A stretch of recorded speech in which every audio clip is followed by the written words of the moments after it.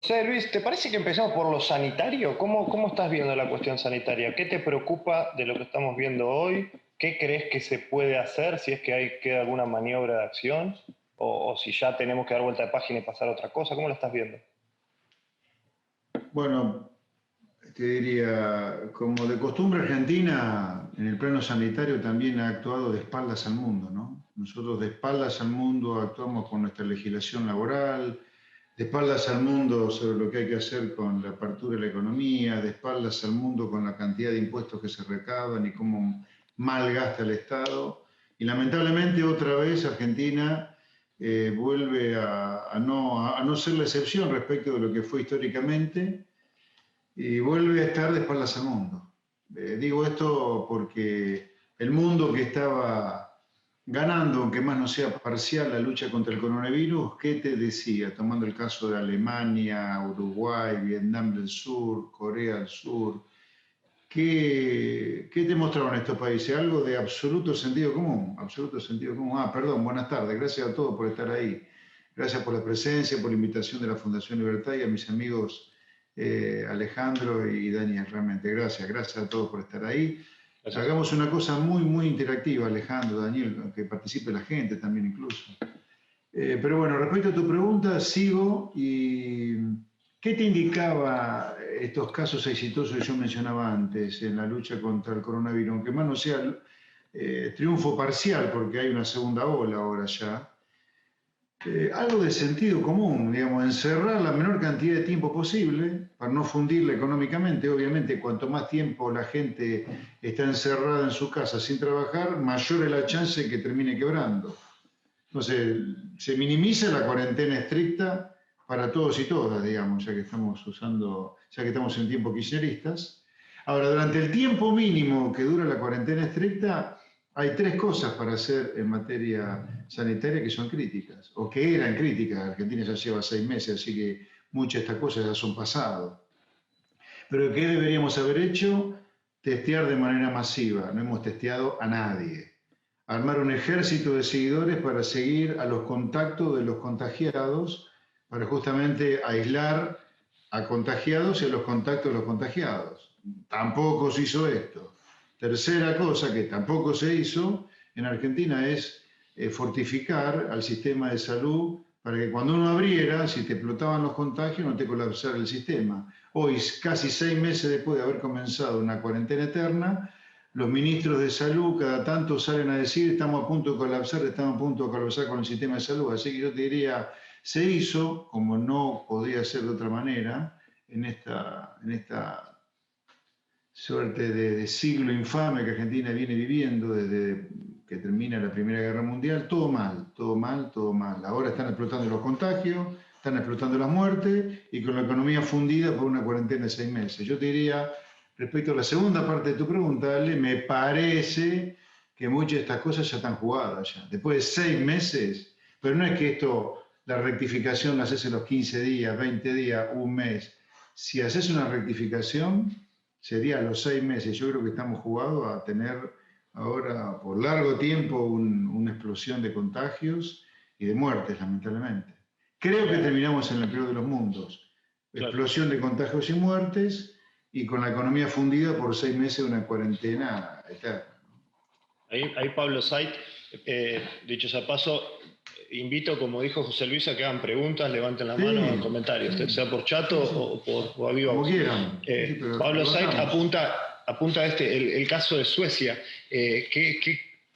¿Con cuánta virulencia, cuando Suecia tomó una decisión que parecía polémica, con cuánta virulencia medios y gobiernos de todo el mundo, pero acá muy fuerte del lado del kirchnerismo, atacaron la medida? ¿Acaso porque tenían mucho miedo que la libertad de resultados? No somos epidemiólogos, por supuesto, no sabemos mucho de esto, pero digo, algunos datos que muestra Suecia son interesantes. Parece como que la libertad sí puede funcionar, ¿no? Sí, a ver, como siempre los argentinos, como ya ha pasado en otras oportunidades en nuestra historia, arrancamos bárbaro y creemos que ya nos comemos los chicos crudos y vamos ganando, somos el ejemplo del mundo, otra vez el ejemplo del mundo. No hay una cosa en la cual nosotros, al menos al inicio, no seamos ejemplo. Somos ejemplo en todo. en cómo reestructuramos la deuda, cómo atacamos el problema fiscal, cómo atacamos el coronavirus. Siempre es un ejemplo. A la larga, todo termina mal acá. Digo esto porque de Argentina nos mofábamos de Trump, de Bolsonaro, por poner casos supuestamente extremos, pero tan estúpidos no son Bolsonaro y Trump. ¿Por qué digo esto? Porque hay una corriente de epidemiólogos en el mundo que considera que hasta que el virus no contagia al 10-15% de la población, no para. Por cuestiones que no vienen al caso, hasta el 10-15% de la población el virus no para, salvo que aparezca la vacuna antes, ¿no? Pero sin aparición de la vacuna, algunos consideran, no sin razón, que el virus no para, insisto, a que se produce lo que es la inmunización de la manada, ¿no? Del rebaño. Sí, sí, y eso ocurre cuando se contagia al 10-15% de la población. Y bueno, Trump y Bolsonaro tan tontos no fueron, me parece a mí. Porque nosotros ahora estamos yendo a niveles de contagio muy altos. Yo te diría que a lo mejor en el conurbano no faltan tantas semanas para llegar al 10-15% de contagios, aunque no estén todos medidos, ¿no? Porque también hay estadísticas que dicen que la relación entre verdaderos contagiados y los medidos es de 10, o sea, por cada contagiado detectado hay 10 contagiados que no se detectan. Si fuera así, y uno saca las proporciones, en conurbano a lo mejor faltan algunas semanas para llegar al pico, ¿no?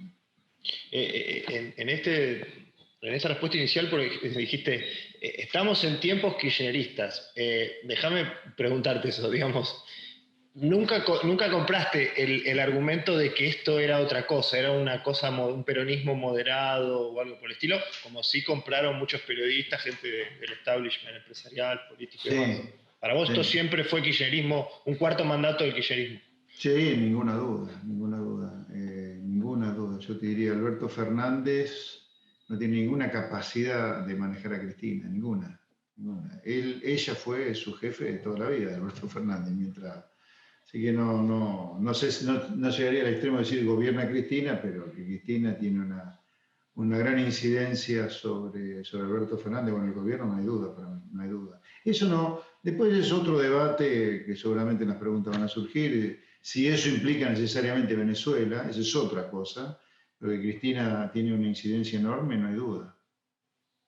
Bueno, pero pará, vamos a esa pregunta. ¿Eso implica necesariamente Venezuela? No necesariamente, no necesariamente. Okay. Es un dispositivo muy eficaz de parte de Cambiemos, ese por supuesto. El año pasado, con el dispositivo ese de meter miedo con República Venezuela, después del fracaso estrepitoso que hicieron en materia económica, lograron achicar la diferencia de paso a primera vuelta a menos de la mitad. Así que meter miedo le fue muy, muy, muy efectivo a Cambiemos. Y yo diría que la estrategia de meter miedo de Cambiemos el año pasado, me parece que el kirchnerismo la ha copiado de manera... Ahora hace lo mismo, pero con el COVID, sí, no hay duda. Pobre sociedad, pobre gente, digamos, ¿no? Hace un año que le vienen pudriendo la cabeza con miedo. Primero Venezuela, ahora el COVID, ahora vuelve otra vez la discusión República de Venezuela. Digo, yo no sé si a veces los gobernantes y los políticos profesionales no piensan en las severas consecuencias negativas que sobre la sociedad tiene meterle tanto miedo, hasta pánico, ¿no? Ahora, ¿qué crees que nos... Hay muchas cosas, pero quiero escucharla de vos. Harían que esto no sea Venezuela. Se me ocurren algunas. Digo, esta no es una sociedad fuertemente, con una presencia militar fuerte como tenía Venezuela. Esta es una sociedad con una clase media, menguante, pero un poco más robusta que la que tenía Venezuela en ese momento. Sí, pero en cualquier caso, a ver, Argentina... Si la oposición al kirchnerismo es una oposición vacía de los contenidos de la enorme reforma estructural que en Argentina hay que hacer, donde Argentina hay que cambiar prácticamente todo, si lo único que tiene la oposición al kirchnerismo es meter miedo, a la larga vamos a terminar siendo Venezuela. Pero no porque seamos Venezuela explícitamente. Argentina, si sigue así, va a tener 3/4 de la población pobre, no 40% como hoy o la mitad como va a ser el año que viene. Argentina no tenía pobres hace medio siglo, no tenía pobreza prácticamente. Desde ya, no tenía gente viviendo en Villa Miseria. Hoy tenemos 40% de la población pobre, 150, y 4 millones de personas viviendo en villa. Entonces, ¿por qué no vamos a tener los niveles de pobreza y pauperización similares a una Venezuela, sin ser explícitamente Venezuela? Nosotros nos están cocinando a fuego lento desde hace un siglo, y aunque no nos demos cuenta, hace medio siglo que el modelo que aplicamos ha degenerado de tal manera que cada 7 años tenemos una crisis homérica en promedio, ¿no? Si vos tomás desde el plan de inflación cero de Helvar a principios de los 70 hasta el plan económico de Macri, que fracasó también, han pasado 6 planes económicos, el de inflación cero de Helvar, el de Martínez Dios, el plan austral, la convertibilidad, el de Néstor y Cristina, el de Macri, y este es el 7º. Todos terminaron en crisis, así que sin ser explícitamente Venezuela, Argentina está yendo a un ritmo de velocidad crucero de empobrecimiento y pauperización que le puede poner Venezuela en algunas décadas si seguimos así. Entonces, la verdadera oposición, la que Argentina necesita al kirchnerismo, que yo creo que es siniestro y lo peor que le pasó a la Argentina de que volvió a la democracia, es una oposición que diga lo que hay que hacer sin temor a perder votos. Hay que decir que vos tenés que reformular todas las leyes laborales. Por supuesto que hay que decirlo de frente, y no te tenés que sacar una foto con Moyano, como hizo Macri, antes de asumir o apenas asumido, sino que vos te tenés que sacar una foto con Moyano cuando lo metas preso a Moyano.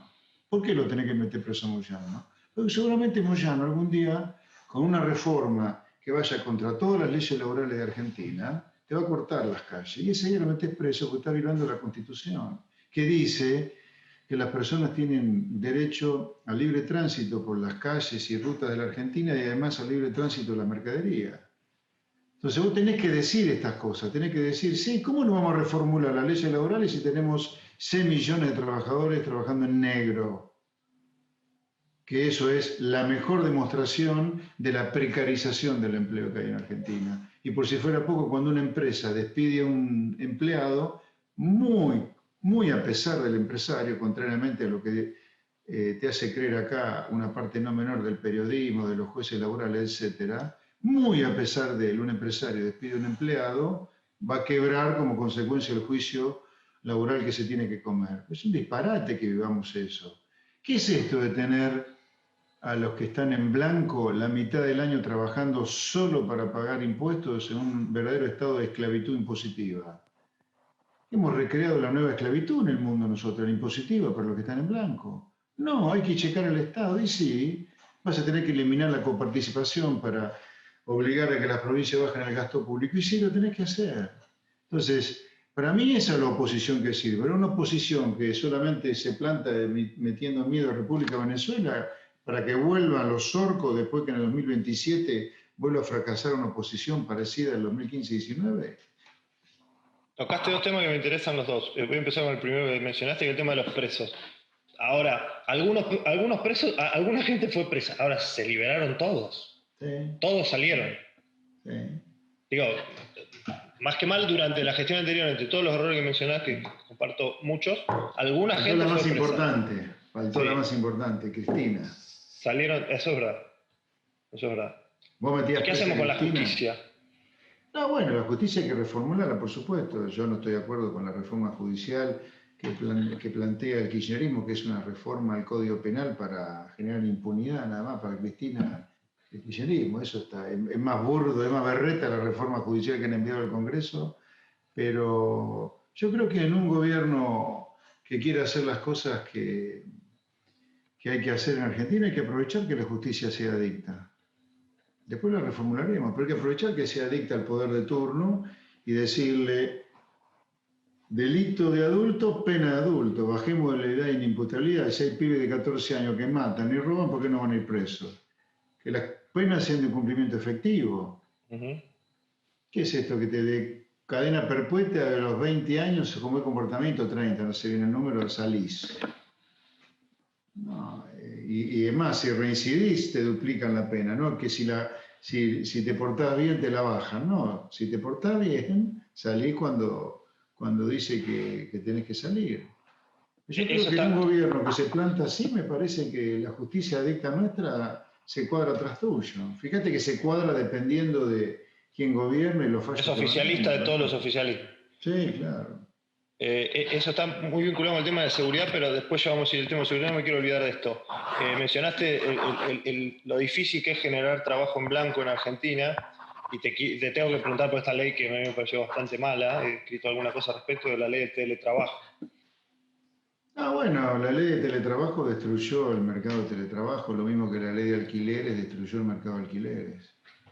Y ahí digo, cuando uno piensa en la reforma estructural pro mercado que tiene que hacer la oposición al kirchnerismo, ahí votaron juntos Cambiemos y el kirchnerismo, ¿no? Las dos leyes, hubo mucho voto de Cambiemos a la ley de teletrabajo y la ley de alquiler, ni hablar. Lipovetsky fue uno de los autores intelectuales, ¿no? Y quedó el famoso efecto Lipovetsky, que es un concepto interesantísimo. Me preguntan acá por otra ley, que es nueva. Acá pregunta Jorge Palmés. ¿Qué crees que va a suceder con el mal llamado impuesto a la riqueza? No, ¿qué va a pasar? No tengo ni idea. ¿Qué va a pasar? No tengo idea. Los freaks del Congreso no sé qué van a hacer. Pero eso es una cosa horrible, no puede ser. Fíjense el horror de lo que estamos discutiendo. O sea, nunca se bajó el gasto, ni siquiera en la cuarentena, con todo el Estado cerrado, salvo lo que era salud y justicia, perdón, salud y seguridad. Estaba todo el Estado cerrado, no hay una sola oficina pública abierta, ni la justicia está abierta. Ni siquiera ahí dijeron, bueno, la parte del Estado que no trabaja cobra la mitad del sueldo durante la cuarentena. Ni siquiera en una emergencia como una pandemia, un suceso que ocurre una vez en promedio cada siglo. Fíjate que clarito el modelito, ¿no? Apenas empieza a verse un poquito de luz en algún lugar, chum, un impuesto. Pero no tengo la menor idea si va a salir o no, no tengo la menor idea. Sí, eso está, la verdad que es para... No, porque es frotar la lámpara, qué sé yo qué va a pasar. No, digo esto de que si el gasto que es muy inflexible a la baja, pero si no se logró bajar ni un ápice en medio de una cuarentena... Cerrado. Con el Estado cerrado, claro. Es como que no me imagino un contexto en el que digan, bueno, sí, acá hay que bajar, no sé, nos tienen que invadir alienígenas, una cosa por el estilo, no sé. Hoy aumentó el dólar oficial, pregunta Pablo. ¿Puede ser el principio de una tendencia? ¿Cómo estás viendo? Vamos ahora a terreno más económico. A ver, yo creo que con altibajos, con serrucho, pero sin duda la tendencia del dólar, de los dólares libres, no cualquiera de las versiones, blancos o negros, yo creo que para arriba, claramente. Probablemente en algún momento tengamos alguna devaluación un poco más fuerte del dólar oficial para achicar la brecha, pero después la brecha volverá a crecer. ¿Ves que harán un desdoblamiento? No sé, no, esas cosas no sé, no hay que adivinar mucho. Lo que sí tengo claro que los dólares van para arriba, sin duda, con achicamientos transitorios de la brecha cuando el dólar oficial suba, que tampoco sé cuándo va a subir, obviamente, no voy a ponerme en la cabeza de Guzmán, no tengo idea qué piensa ese buen hombre sobre eso, pero que el dólar va para arriba no hay duda, y más el año que viene, donde yo creo que vamos a tener un salto importante en la tasa de inflación.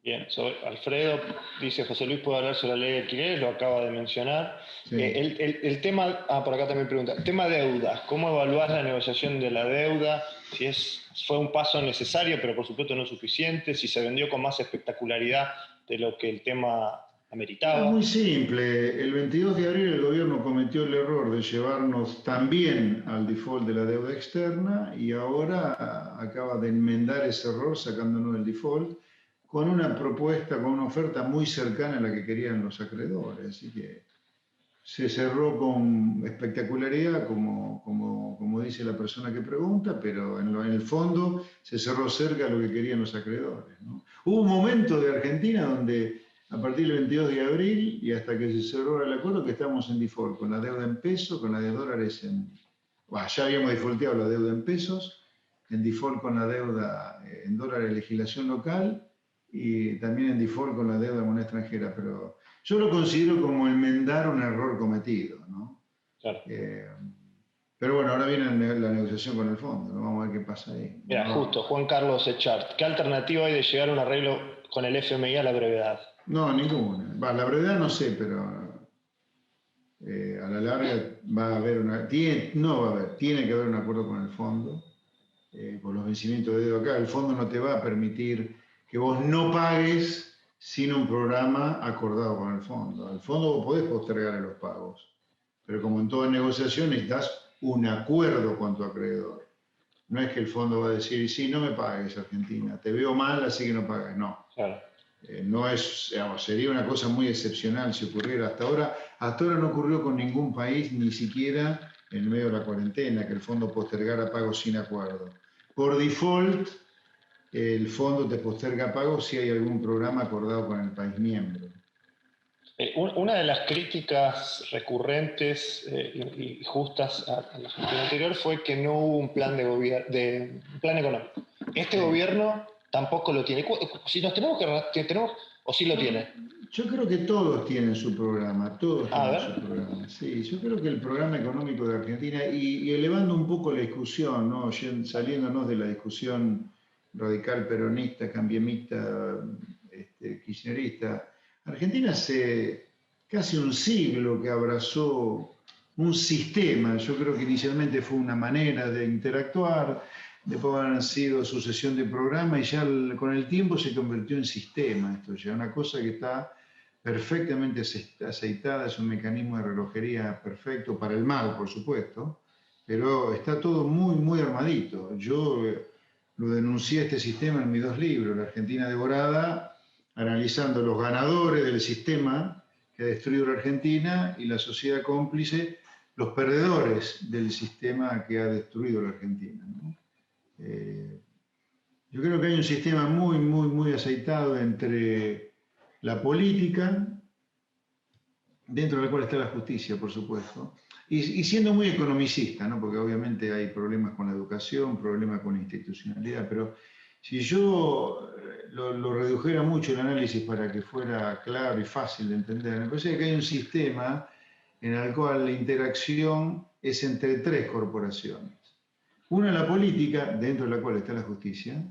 Sí. Otra corporación es la de una parte muy pequeña del empresariado argentino. Yo creo que el empresariado argentino es de enorme nivel, de gran categoría, pero una parte del empresariado argentino, ese que está representado por empresarios ya muy bizarros como un Cristóbal López y Lázaro Báez, en menor medida, menos bizarros, pero también muy prebendarios, como por ejemplo Lascurain, Carlos Lascurain, que fue presidente de la OEA, que está preso. Hay una parte muy pequeña. No, perdón. Y hay una parte del empresariado esa muy chiquitita, yo creo que el empresariado argentino es de la puta madre, pero esa parte chiquitita es muy importante en la toma de decisiones. Y después la tercera corporación es la de los sindicalistas, el sindicalismo argentino, el que uno ve, por ejemplo, en la tele, ¿no? Los gordos. Abajo de los gordos hay un sindicalismo mucho más razonable, pero yo diría, estas 3 grandes corporaciones son las que interactúan de manera muy sincrónica. Ninguno se explica por sí mismo, sino por la interacción con el otro. A ver, me explico. Es muy común ver... No sé, yo pongo el caso arquetípico, por ponerle el nombre propio, simplemente para que se entienda. No es que tenga algo personal contra él, sino que me parece muy, muy, muy sintomático. El típico empresario prebendario al cual me refiero es Ignacio de Mendiguren, ¿no? Siempre está llorando un poquito más de protección a la industria para que pueda competir. Salta siempre el pedido de más protección porque salta el sindicalismo pidiendo protección junto con el empresario porque se están destruyendo puestos de trabajo por la invasión alienígena de productos importados, ¿no? Y el político de turno sancionando alguna medida proteccionista para proteger al empresario y al sindicalista que protege a los trabajadores despedidos, ¿no? ¿Ven? Hay una sincronía perfecta. Lo mismo pasa muchas veces con algunos pedidos sobre la obra pública, digamos, ¿no? La obra pública es obra pública. Los contribuyentes de impuestos no tenemos por qué financiar el enriquecimiento de empresarios vinculados con la construcción. Está todo bien que quieran construir, pero no es la obra pública la única manera de construir, ¿no? Hay obra privada también. ¿Qué es esto de usar los impuestos que paga el pobre comerciante, el pobre autónomo, el pobre empresario para que se haga obra pública? La obra pública es obra pública. No puede ser nunca la manera de que un empresario llene de plata, ¿no? Lo mismo Ahora, pasa. Obra pública para generar empleo, el sindicalista que pide la obra pública, el empresario que la pide, el político que se llena la boca hablando del efecto multiplicador de la construcción, ¿no? Ahí tenés cómo funciona el sistema. Y del otro lado tenés los perdedores del sistema ese. La gente reventada a impuestos, los empresarios reventados con los costos laborales, con las leyes laborales anacrónicas, el país cerrado al comercio y la gente pagando todo fortuna cuando fuera lo mismo se consigue barato. ahora, en este juego de Argentina devorada y su triángulo perverso que describís, ¿no? Sí. Política, empresarios o prebendarios y sindicalismo, y la sociedad cómplice, los perdedores del modelo. ¿Cuánto tiene que cambiar esto, o cuánto tiene que cambiar el sentido común de este segundo grupo? ¿Cuánto tiene que cambiar la indignación o el poder de articulación de demandas políticas de este segundo grupo para poder romper este esquema de incentivos, este triángulo de incentivos, que vos lo mencionás bien, que no es nuevo, que viene de hace décadas, que está muy fortalecido? Porque si no, digo, yo la Argentina devorada lo leí, me pareció buenísimo, me lo devoré, dicho sea paso, es pesimista el sabor que a uno le queda. Bueno, el pesimismo a veces es un optimismo realista. No, un optimismo realista, digamos, ¿no? A ver, yo seré descarnado y duro para describir las cosas, pero al mismo tiempo me preocupo por decir por dónde está la luz al final del túnel, que no es un tren, sino la luz de ver la luz, salir de acá. Yo creo que Argentina está claro lo que tiene que hacer para salir de acá, tiene que abrir su economía al comercio, pero para no fundirse en el intento, como ya pasó con Martínez de Oso Menem, tiene que reducir drásticamente el tamaño del Estado. Si no hay menos políticos, si no hay menos gente viviendo la política, en Argentina estamos fritos. Nunca vas a bajar los impuestos. Hay demasiada gente viviendo la política. Y si no tenés otras leyes laborales, no pidamos pegar al salmón. No, nunca nos va a ir bien si no cambiamos el sistema. Ahora, si discutimos cómo se cambia el sistema, mirá, como el sistema lo cambiás haciendo todo diferente, tenés que conseguir consenso para hacer todo diferente. Y dado que el argentino medio empieza a tener ya síntomas claros de tener la cabeza quemada, bueno, tenés que hacer un esfuerzo de evangelización gigantesco. ¿Y eso qué es? Y decir todos los días lo que hay que hacer. Persuadir, encontrarle mil maneras de decir lo mismo, diferente de decir lo mismo, hacer campaña, que los liberales se involucren en política, que la gente que defiende el sentido común se meta en política. Nunca vamos a cambiar al país solamente con la lucha en el llano, nunca. Estoy convencido de eso. Yo tuve 25 años en el llano, dando el debate de lo que hay que hacer, y lo único que vi son las peores dos crisis de la historia argentina, la hiper y el 2001-2002. Por lo tanto, si estas ideas nuestras no las llevamos a la pelea de la política, estamos fritos. Hay que dar la pelea ahí. Por eso es importante que gente que defiende estas ideas, que son ideas de sentido común, ¿no? Porque después de todo no estamos pidiendo que hagamos cosas de marcianos, ¿no? Leyes laborales como los países sensatos, impuestos como los países sensatos y una apertura como los países sensatos. Yo creo que hay que machacar. Acá no hay secretos, ¿eh? No hay secretos. Hay que machacar y cada vez haya más gente desenmascarando el sistema que nos devora, ¿no? Yo te diría, en algún lugar, lo que pasa en Argentina para mí es medio marxista. Es la explotación de una ciudadanía por parte de 3 corporaciones. Es una explotación directamente. Porque los empresarios se funden a mano de las leyes laborales, la gente labura y se desangra solamente para pagar impuestos, y acá pagamos todo mucho más caro que en el resto del mundo, el divino botón, te diría. Ese sentido común que mencionás, que emerge, por supuesto, de abajo hacia arriba, ¿lo notás en los términos que a un liberal le importa, ¿no? ¿Lo notás algo mejor, igual o peor que antes? Digo, este proceso de empobrecimiento, de que lamentablemente a mucha gente le trituraron el trabajo y la convirtieron en planera a la fuerza, no son culturalmente planeros, pero los convirtieron a la fuerza en receptores de asignaciones. ¿Cómo esto vos crees que puede jugar con este sentido común? Mira, hay oleadas. Yo diría la hiperinflación fue una oleada, más la caída del muro de Berlín, eso no fue poca cosa, se juntaron el hambre y las ganas de comer para parir la reforma estructural que se hizo entre 90 y 95, digamos, ¿no? Ahora yo te diría, me parece que la pandemia vuelve, o la cuarentena, la pandemia, el COVID vuelve a la Argentina a colocarla en una situación donde la gente no se banca más de estar encerrada, no se banca más de estar fundiéndose, no se banca más estos políticos, viste, de cuarta que tenés que te sancionan. O sea, aparece el teletrabajo por una pandemia que te enferma y o te mata, ¿y qué hacen los políticos? Vienen y te destruyen el teletrabajo y te dan ganas de salir y decir, ¿pero qué tenés en la cabeza?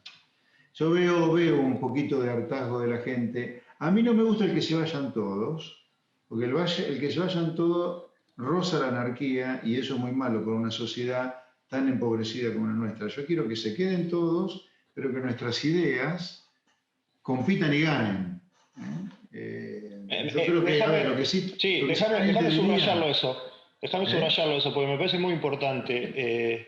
Me parece muy importante porque digo, en tanto liberal clásico uno no está en contra de la política como concepto, ni está en contra de la democracia y de las instituciones como concepto.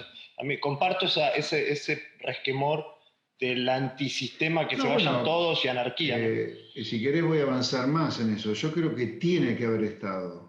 Claro, sí, Tiene sí, que sí. haber Estado, porque hay funciones que son indelegables por parte del Estado. El Estado no puede delegar la Fuerza Armada. ¿Quién va a manejar los tanques? No sé, el piñón fijo va a manejar los tanques.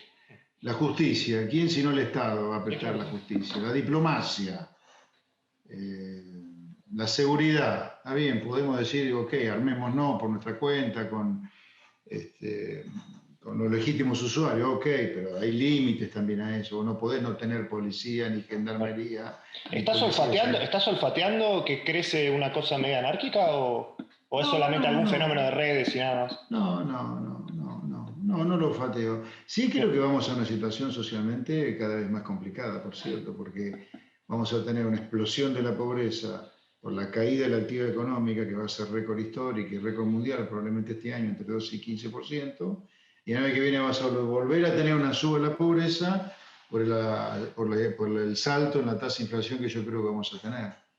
Eh, pero yo creo que se queden todos, no el que se vayan todos, le tenemos que ganar compitiendo. Lo que sí, en realidad, el que se vayan todos, fíjate vos, a mí no me gusta la cosa cómoda de que se vayan todos, porque vos decís, ok, se van todos en una situación medio panicosa, te lo sacás a todo encima de sí, ¿quién queda? ¿Con quién haces política? Pero además hay una solución facilista, la idea es que vos hagas el esfuerzo mental como ciudadano argentino de sacarte de encima a los tipos que han destruido el país. Pero que te lo saquen de encima requiere de una evolución tuya, de pensar, de evaluar un K, un M contra nosotros. Es un desafío a la cabeza de la gente. A mí me gusta eso, más que tirar todo, derrumbar todo, que se vayan todos. ¿Y con quién te quedas? Si no hay nadie todavía, Sí, sí, hermano. claro. Yo creo Termina que hay que selección ganarles, hay que adversa, te ganarles. quedan los peores. Hay que ganarles. Ahora, te tienen que dejar competir, eso es cierto. El año pasado, apenas nosotros metimos una patita en el charquito de la política, lo primero que hicieron fue volarnos el sello para que no podamos competir 48 horas antes del cierre de lista. Son geniales. O sea, ni siquiera se ensucian las manos, ¿no? Después, como no nos sacaron, no nos hicieron caer, porque conseguimos otro sello, después casi nos bajan literalmente, ¿no? Con aquel suceso de la camioneta, que parecían piedritas. Ay, piedritas nos tiraron, dos balazos de acá a la China había ahí. ¿Y cómo va a ser este 2021, José? ¿Vas a competir por una diputación? Sí, ¿Por sí, sí, sí. ¿En qué distrito, sabés? ¿Lo tenés pensado? Sí, sí, bueno, a ver, ahí ¿Ciudad o provincia? yo soy nacido en Pergamino, provincia de Buenos Aires, y Gran vivo en ciudad, provincia. Pergamino. Tengo muchos amigos. Le mando un saludo a Mariano Gracias. Camardo. A todos mis pergaminenses queridos, gran abrazo les mando. Y además vivo en provincia, así que está clarito cuál es mi distrito. Sí, Perfecto. sí, sí, nosotros vamos a estar presentes el año que viene en la elección, ¿Y te tenés fe? legislativa.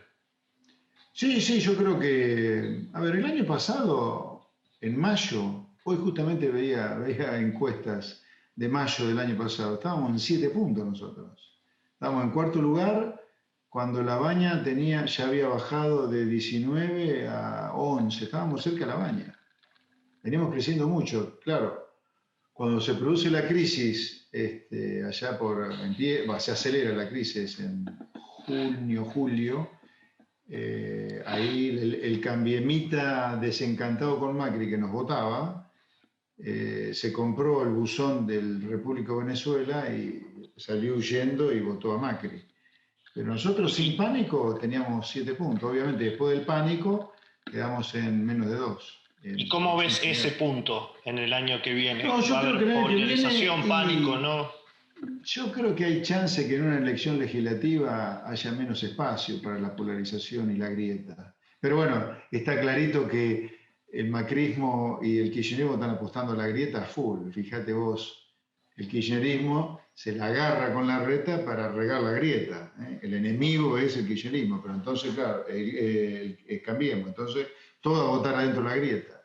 Aparece Macri, también a abonar la grieta. Así que la apuesta a la grieta va a estar. Yo espero, deseo que, como es una elección legislativa, la gente entienda que no perdemos democracia porque entremos nosotros contra el 10º diputado de Cambiemos, ¿no?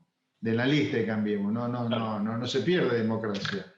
Pero bueno, es el desafío de la gente, que no crea que porque yo creo que nosotros somos mejores como defensores de la República y de la democracia que el 10º diputado de Cambiemos, o el 15 de Cambiemos, que es contra el cual competimos, ¿no? Porque está claro que la grieta se va a llevar una parte sustantiva de votos. Ponete que vengo del futuro y te digo, José, entraste en la Cámara de Diputados de la provincia. No, ¿tenés? De Nación. Perdón, de la Nación. Sí, disculpa. Mala mía. ¿Tenés un par de proyectos con los que sueñes decir, meto esto y esto, que lo vengo maquinando y me gustaría mucho presentarlo? Sí, yo, un proyecto es, habrá que reformar la Constitución, o no sé si no se puede reformar, ojalá que no sea necesario reformarla, pero la coparticipación hay que eliminarla.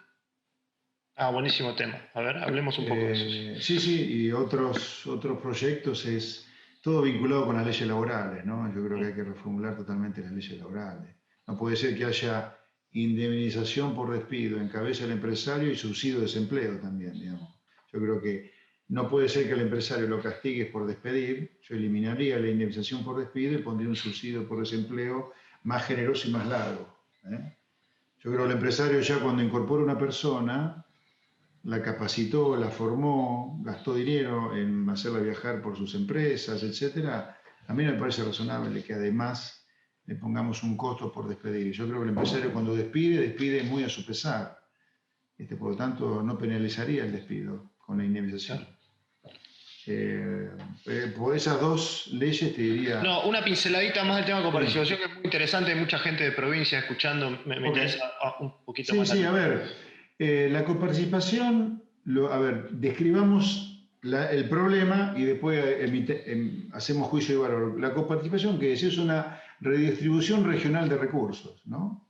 O sea, la provincia de Buenos Aires paga, voy a poner cualquier número, paga 100, genera 100 y recibe 60. Digo cualquier cosa, no tengo exactamente en mente los números, ¿no? Pero como que se genera más impuestos en la provincia de lo que termina volviendo a la provincia a través de la coparticipación federal. Eso es técnicamente, es una redistribución regional de recursos fiscales, ¿no? Regional. Eso es lo que es la coparticipación. ¿Cuáles son los problemas que ha traído la coparticipación? Para mí, el crítico es haber parido verdaderos señores feudales corruptos, mafiosos, como muchos de los que gobiernan el norte, ¿no? Yo siempre hablo de los ejemplos más críticos, como por ejemplo Isfrán y Capitanich, ¿no? Que por cada 100 pesos que gastan, solamente lo generan en su provincia el 10-20% nomás. Entre 70 y el 80% son todos impuestos que vienen de las provincias supuestamente grandes, como Buenos Aires, Santa Fe, Córdoba y Mendoza, y van a los distritos, a las regiones menos desarrolladas, menos pobres, o más pobres, perdón. Cuando en realidad estos son... Entonces, el primer problema es ese, ¿no? Si el político pagara el costo político de subir el gasto público teniendo que subir los impuestos, no haría el desastre que han hecho muchos gobernadores en el norte del país en particular. Segundo, por si fuera poco, podemos tener la injusticia de que un pobre de la provincia de Santa Fe esté financiando un rico en una provincia supuestamente pobre como Chaco o Formosa. Entonces, primero, generamos estos monstruos, señores feudales, corruptos y mafiosos, y generamos la injusticia de que el pobre de una provincia grande como Santa Fe esté financiando al rico de la provincia supuestamente pobre, ¿no? Y yo te diría, con esos dos argumentos que para mí son fundamentales, habría que eliminar la coparticipación. Yo lo único que dejaría en cabeza de la nación, de gastos que son de las provincias hoy, es salud y educación. Yo creo que la educación es un objetivo federal y la salud también, dado el desastre que está demostrando el sistema de salud hoy a la luz del COVID. Los gastos de funcionamiento del Estado provincial deberían pagárselo los gobernadores de provincia cobrando impuestos a nivel local, y como eso no va a alcanzar, hay que bajar el gasto público. Pero si no atacamos la baja del gasto público por este lado, fíjense lo que ha pasado en la cuarentena, en pandemia, nunca se va a bajar el gasto público, nunca se va a bajar el gasto público. Totalmente. Ya estamos... perdón, dale. No, ya está. Ya estamos en la recta final. Te hago una pregunta que lo mencionaron dos personas, entre ellos Carlos. Una palabra sobre educación. Y hay que estén trabajando en el espacio, ¿qué es lo que es mal? Bueno, por ejemplo, ahora acaba de dar una sentencia fuerte, ¿no? Para vos es una cuestión federal que no debería ser de... Sí. Bien. Sí. La educación además lo prohibiría a través del sistema de vouchers, ¿no? Lo sacaría solamente como único oferente de parte de la educación el Estado. Hay que reformular totalmente el estatuto docente, no puede ser. El régimen de licencias que tienen es absolutamente inadmisible. Tendría que haber exámenes en el último año del colegio secundario de los chicos para ver a dónde pueden apuntar. No puede ser que cualquier chico vaya a cualquier universidad, de ninguna manera. En la universidad también habría que hacer reformas grandes, creo yo. Hay que volver al examen de ingreso. Hay que impedir los estudiantes crónicos en la universidad que están 15 años, 10 años para recibirse. Pongamos un tope, discutamos el tope, pero después de cierta cantidad de años de estar cursando y no rindiendo materias, afuera de la universidad. Mucho más si mantenemos la universidad pública, por supuesto. Claro. Donde yo creo que hay una injusticia, que chicos que nunca van a ir a la universidad estén financiando con el IVA, cuando van a comprar la comida, a chicos de clase media que la podrían pagar. Hay encuestas, no encuestas, hay estudios que dicen que los chicos que van a estudiar a la universidad, 1% son realmente pobres, digamos. O sea, el grueso podría pagar a la universidad o por lo menos aportar algo para financiar un fondo de becas para que realmente los chicos que no pueden pagarla y que tengan buenas notas lo hagan. Y la otra cosa que yo haría, tiene que ser un objetivo estratégico para el Estado, financiar parte de los estudios de los mejores alumnos graduados, hacer maestrías y doctorados afuera. Hay que salir del incorporar el término meritocracia en la educación. Sí. El vivir con lo nuestro hay que enterrarlo a todo nivel de la Argentina. Hay que tirarlo a la basura. Digamos, vivir con lo nuestro fue un experimento que fracasó. ¡Pum! A la basura. Bien, la última, y ya no te molesto, estamos casi en tiempo cumplido. El gasto de la política, sobre todo de la política de las cámaras legislativas, no es un gasto que en el presupuesto sea muy, muy voluminoso, pero siempre uno dice, se podrían hacer gestos que la verdad que no se hacen. Nosotros hemos sacado algún estudio, la legislatura de Tucumán gasta más plata que la de la Comunidad de Madrid, por ejemplo. Espera ahí, ya está. O sea, no puede ser que ocurra eso. No puede ser. Bueno, pero te preguntaba, entonces, Esper diputado, ¿qué propondría en ese sentido? Bueno, a ver, yo voy a ser diputado de la Nación, así que por lo tanto algunas cosas las puedo manejar y otras no, pero yo por lo pronto me parece inaceptable que los diputados sean verdaderas pymes, como dice mi querido amigo Roberto Kachanowski. Que le mandamos hay que reducirla, ¿qué 30, 35 asesores por diputado? Con 5, 10 te alcanza y sobra. Hay que reducir, si son 30 a 10, hay que reducir 20 tipos que sobran. Hay que, no sé, con menos de la mitad de los empleados que tiene la Biblioteca del Congreso alcanza y sobra. No, empezaría por reducir los gastos nuestros de los diputados. Claro. Hay que dar el ejemplo. Con el ejemplo hay que gobernar siempre. José Luis, hemos redondeado 1 hora. Te agradezco muchísimo el contacto. Fue muy, muy interesante. Ahí la gente está felicitándote por esta charla, así que agradecemos mucho en nombre de la Fundación Libertad, en nombre de la Fundación Naumann, que está Lars. Muchas gracias como siempre por la generosidad con tu tiempo. Gracias Lars, muchas gracias a la Fundación Naumann, gracias a la Fundación Libertad, gracias Ale, gracias Daniel y muchísimas gracias a todos los asistentes. Hasta la próxima. Hasta cualquier momento, José Luis.